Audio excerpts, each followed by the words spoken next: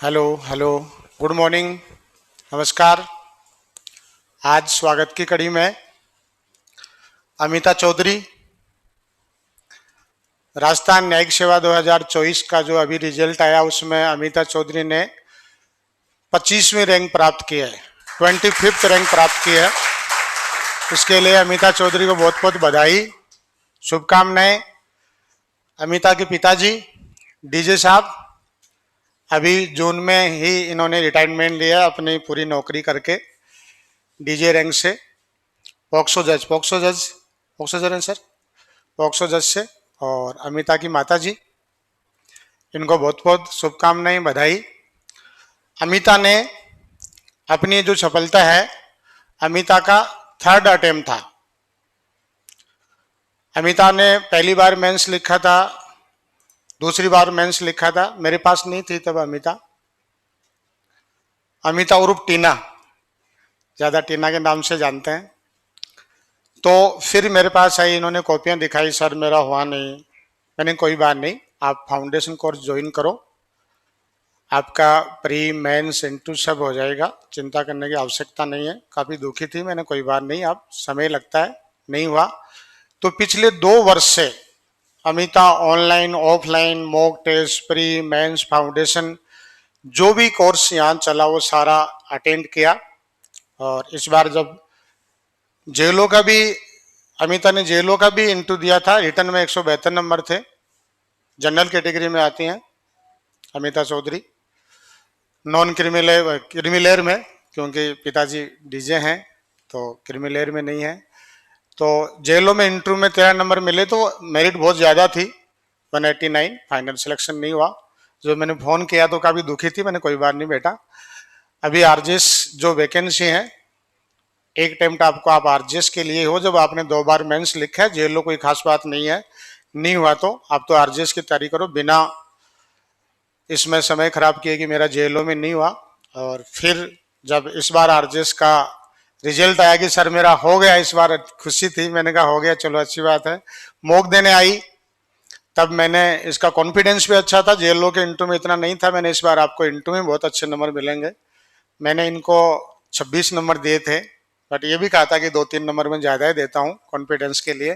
तो इस बार इनको 23 नंबर मिले इंटरव्यू में, अमिता चौधरी को 23 नंबर मिले।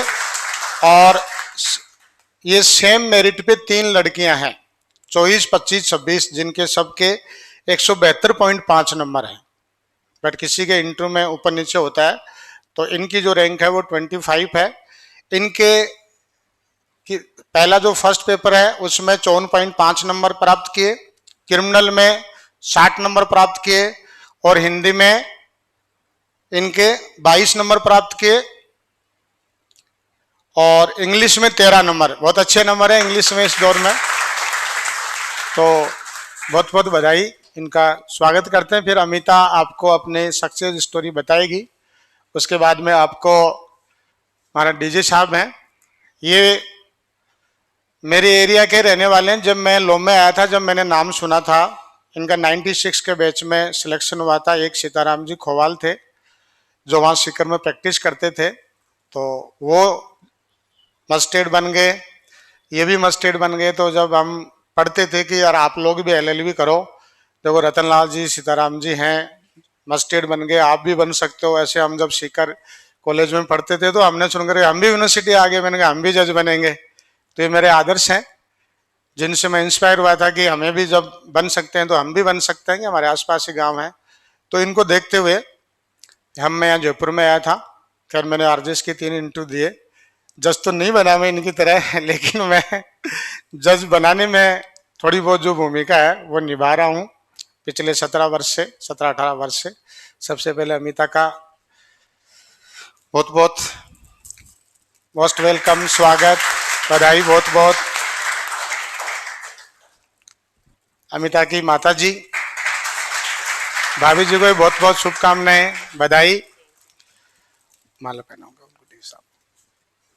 और जैसे मैंने बताया मेरे आदर्श रहे, इनसे प्रेरणा लेकर के मैंने लॉ में एडमिशन लिया था। बहुत बहुत शुभकामनाएं, बधाई, धोख। और आप लोग आ जाओ।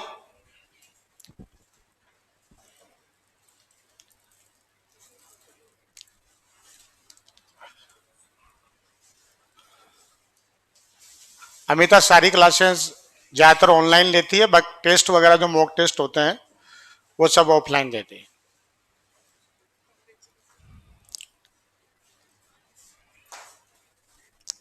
इसको थोड़ा कैमरा नीचे कर देना है ना। चलिए, अब अमिता अपनी सक्सेस स्टोरी बताएगी, खुद आपको पूरी डिटेल से, किस प्रकार से तैयारी की, कैसे सिलेक्शन लिया।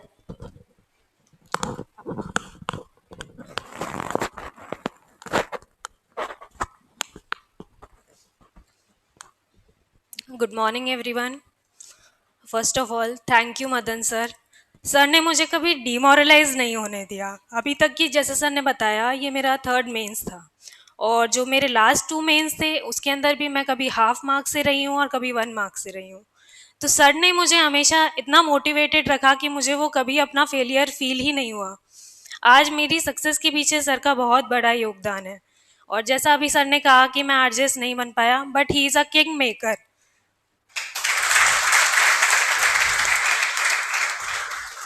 मेरा जब लास्ट टाइम मेंस में नहीं हुआ था तो मैंने सर को फ़ोन किया था कि सर अब मैं क्या करूं। तो सर वाज लाइक इस बार जो मैं बोल रहा हूँ वही आप कीजिए, और मैंने सर का एक एक डायरेक्शन फॉलो किया इस बार, और रिजल्ट आपके सामने है। और सर की मैं रेगुलर स्टूडेंट हूँ, मैंने ऑनलाइन क्लासेस ही ली हैं, और वहाँ से यहाँ तक आने का सफ़र थोड़ा सा मेरा लंबा रहा है। लेकिन मैं आप लोगों को यही कहूँगी, अगर किसी ने मेंस दिया है, इंटरव्यू दिया है और प्री दिया है, और आपका सेकंड अटेम्प्ट है, थर्ड अटेम्प्ट है, प्लीज़ हार नहीं मानिएगा, कंटिन्यूटी मेंटेन रखिएगा। कंसिस्टेंट अगर आप रहेंगे तो आप अपना गोल आराम से अचीव कर लेंगे। बाकी सर की जो मॉक टेस्ट, जो मेंस की टेस्ट सीरीज़ थी वो ज्वाइन की थी मैंने, और यहीं लाइब्रेरी में आके मैंने मॉक दिए हैं। और अराउंड मैंने 30 जो मॉक थे उसके अंदर से 22 मॉक्स मैंने दिए हैं। और सबसे अच्छी बात ये थी कि शुभम सर ने विद इन 2 डेज़ और 3 डेज़ के अंदर वो चेक करके वापस भी मिल जाती थी, जो कि थोड़ा सा इम्पॉसिबल रहता था। तो उससे मुझे काफ़ी हेल्प मिली, और उसका फीडबैक जो भी शुभम सर मुझे बताते थे वो मैंने करेक्ट किया, और रिजल्ट आपके सामने है। सर क्या है, हमारे फैमिली फ्रेंड हैं, तो वो मुझे ज़्यादातर निकनेम से ही बुलाते हैं। तो सर के लिए मैं अमिता कम, और सर जैसे बोलते हैं टीना ज़्यादा हूँ। एक चीज़ मैं आपको ये बताना चाहूँगी कि जो सर की जो मेंस की टेस्ट सीरीज़ थी, उसको देने के बाद जब मैंने मेंस अपना लिखा, मेरा मेन प्रॉब्लम यही रहता था कि मैं लिखती नहीं थी। मैंने राइटिंग प्रैक्टिस बिल्कुल भी नहीं की थी, इसी वजह से मेरा पिछला 2 मेंस नहीं हो पाया था। सर ने मुझे कहा सारे टेस्ट देने हैं। तो मैंने जब वहाँ पे मेंस में आरजेस लिख रही थी तो मुझे सर की टेस्ट सीरीज ऐसे लग रहा था कि सर ने ही पेपर बनाया है, क्योंकि बहुत सारे क्वेश्चंस ऐसे थे जो सर की टेस्ट सीरीज से काफ़ी मैच करते थे। तो ये बस। Thank you. 2 साल से जेएलओ भी जैसे सर ने बताया मैंने दिया था, तो उस टाइम भी सर का फ़ोन आया। तो दुख तो होता ही है जब सिलेक्शन नहीं हो पाता है आपका। तो सर ने मुझे ये कहा कि अरे आप तो आरजेएस के लिए बने हो, जेएलओ के बारे में मत सोचिए। और हो सकता है अगर मेरा जेएलओ हो जाता तो शायद मैं आज आप लोग के बीच यहाँ आरजेएस बन के नहीं खड़ी होती। तो इसलिए कंसिस्टेंसी मेंटेन रखिए, बैरेक पे मेनली फोकस कीजिए, थोड़े से रिसोर्सेज लिमिटेड रखिए, यही मेरा suggestion.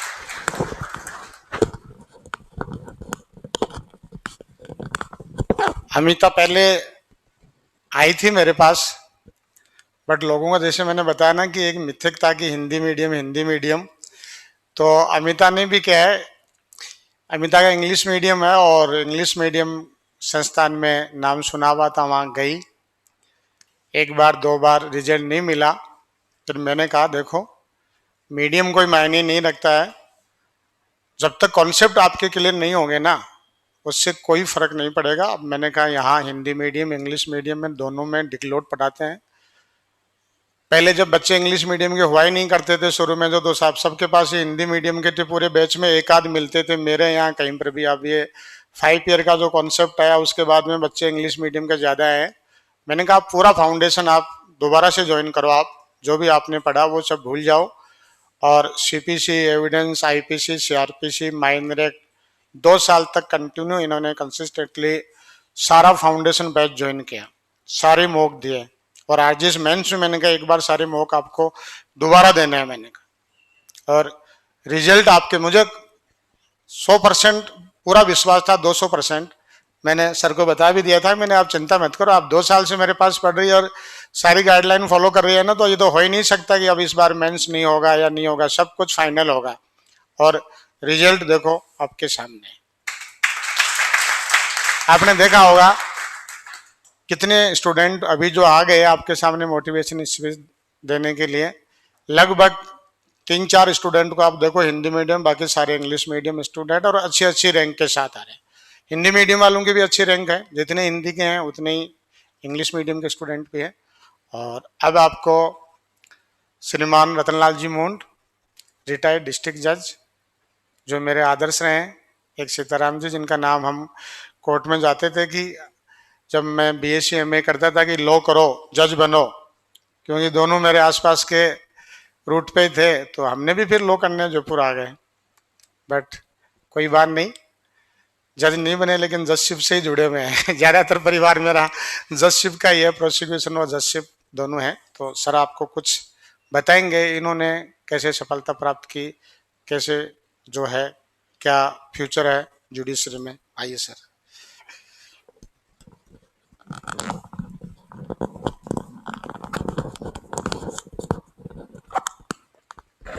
Hello, good morning everyone.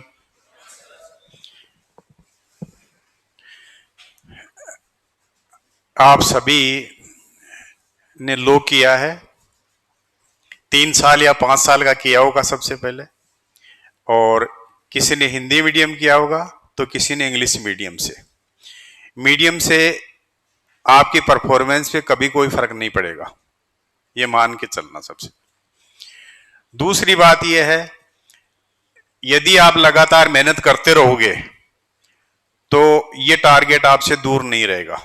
जो भी आपका टारगेट है वो दूर नहीं रहेगा, आप निश्चित रूप से सफलता प्राप्त कर लोगे।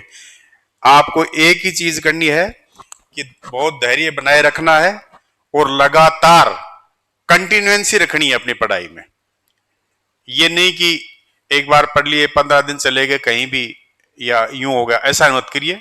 1-2 दिन आप कभी भी टाइम खराब कर सकते हैं, बाकी ज्यादा मत करो।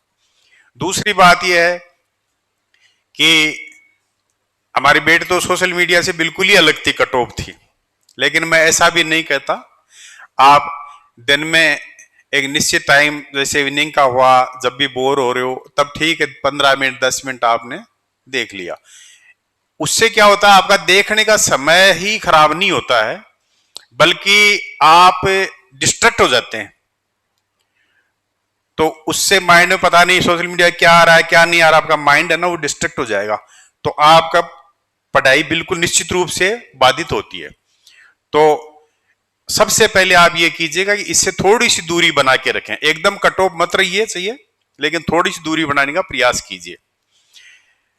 न्यूज़पेपर आइदर हिंदी और इंग्लिश जो भी है, उसमें ऑनरेबल सुप्रीम कोर्ट के अच्छे अच्छे जजमेंट्स के बारे में आता रहता है। जैसे कल भी 2 जजमेंट्स आए हैं, आपने देखे होंगे सबने।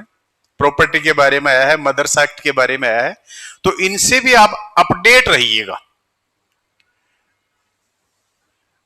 और यहां जयपुर में कोचिंग क्लासेज आरजेएस के लिए बहुत सारी हैं। मैं ये नहीं कहता कि स्वास्थ्य कोचिंग ही सबसे बढ़िया है, सारी अच्छी हैं, लेकिन जो रिजल्ट स्वास्थ्य ने दिया है, पहले तो हिंदी मीडियम को, और अब हिंदी हो या इंग्लिश हो, यहां दोनों मीडियम से आपको पता ही है, तो मैं क्या बताऊंगा। तो इनका सक्सेस रेट बहुत अच्छा रहा है। सबसे बढ़िया इनका है जो आपके तैयारी के बाद में जो मॉक टेस्ट होते हैं, वो टेस्ट सीरीज इन्होंने जिसने पूरी दे ली, उसको पूरा कॉन्फिडेंस हो जाएगा कि मैं ये एग्जाम क्लियर कर लूंगा। जिन्होंने इनके टेस्ट दिए हैं पूरे, उनको ये पता है कि उनको एग्जाम के मेंस में कितना ज्यादा फायदा हुआ है। खूब सारे क्वेश्चंस में उनको बहुत फायदा हुआ है। तो डेली रेगुलरिटी मेंटेन रखिए, इनके मॉक टेस्ट दीजिए, तो सबसे बढ़िया आपकी तैयारी हो जाएगी। घर पे जाके भी आप रिपीट कीजिएगा, यहाँ लाइब्रेरी में भी बैठ सकते हैं, इनके बहुत अच्छी सुविधा है। इतनी बड़ा मतलब व्यवस्था बन तो कोचिंग में बहुत मुश्किल होती है मिलना, जो डबल फ्लोर की ये जगह है। और ऑनलाइन ऑफलाइन दोनों चालू है। पिछले 16-17 साल का एक बहुत बड़ा एक्सपीरियंस है।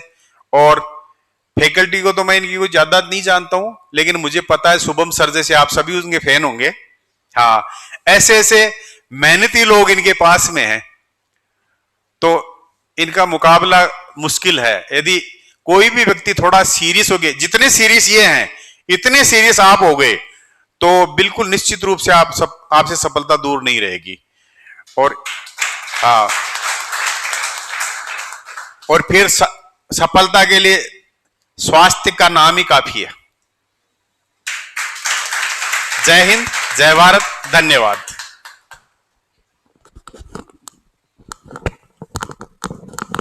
थैंक यू सर, बहुत बहुत धन्यवाद, आपने खूब तारीफ कर दी मेरी इसके लिए। हाँ, सर कह रहे हैं हकीकत बताइए, क्योंकि सर मुझे काफ़ी वर्षों से जानते भी हैं।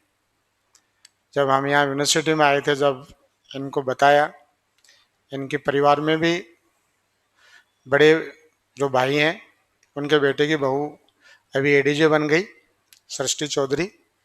वो भी यहाँ मेरे से मॉक टेस्ट वो भी देने आती थी। जब पहले कोचिंग इमली फाटक थी, उस दौरान उसने भी आरजेएस मेंस के मॉक टेस्ट दिए। अभी वो एडीजे में अभी प्रमोट हुई हैं।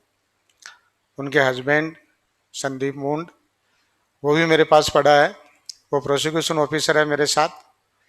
और अभी जज साहब ने जून में रिटायरमेंट लिया, घर में एक जज ने रिटायरमेंट लिया और दूसरा जज बन गया। मैं इनको यही कह रहा था कि ऊपर वाले ने देखिए 2 बार से नहीं हो रहा, लेकिन जब आपके रिटायरमेंट हुए उसके थोड़े दिन बाद में जो खुशी मिली आपको, एक जज ने रिटायरमेंट लिया और दूसरे जज ने अपनी शुरुआत की है। बहुत बहुत बधाई अमिता को, सर को, इनकी माता जी को। इनकी छोटी सिस्टर भी आई है, ये ऑनलाइन क्लास लेती है। आज साथ ही है कि मैं भी ऑफलाइन लूँगी, छोटी है तो ये भी अभी जुड़ी है स्वास्थ्य से पिछले 4-5 महीने से। अभी लो कर रही है, लो कंप्लीट नहीं हुई, पवित्रा चौधरी। तो सबको बहुत बहुत शुभकामनाएं।